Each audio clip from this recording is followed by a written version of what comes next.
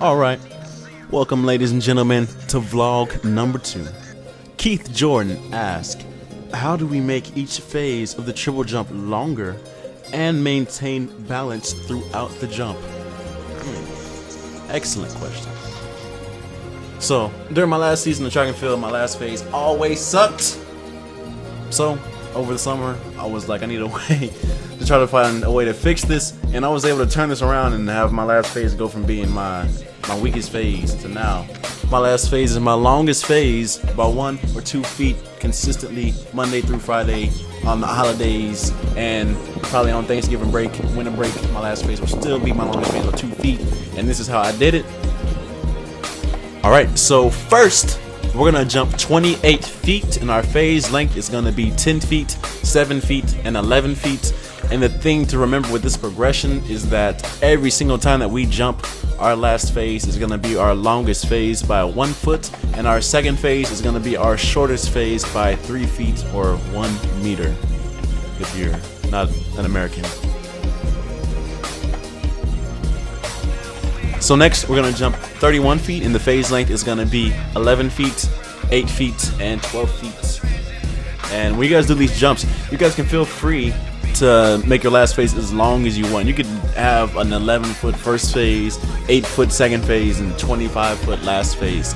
Since with this progression, the point is to have our last phase be our longest phase. And in the words of Teddy Tomgo, you want to take off of your last phase with a maximum velocity. So you want as much speed going to that last phase as possible. So you can kind of just do kind of like a long jump on the last phase.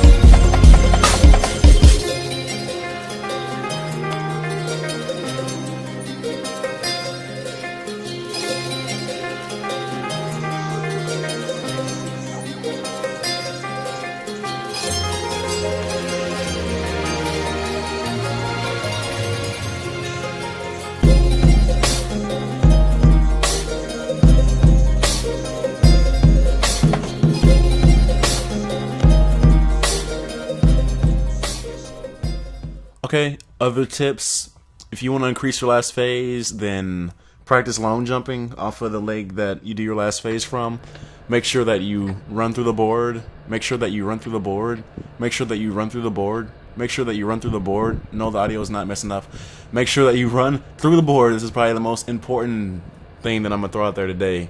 And just increasing your overall phase length on average is my best advice, is to just get faster, actually go out and work on sprinting and work on your sprint mechanics. And actually, once I found this out, that the best way to just jump further is to work on sprinting, I went out and I sprinted like a maniac, and I actually hurt my hamstring. In this video, I was jumping the whole time with a hurt hamstring. I probably hurt my hamstring probably every week for the past 5 weeks, and I'm trying to rehab and get my hamstring strength up to where it needs to be at. And I will admit, I've been a slacker throughout the past 8 years of doing triple jump.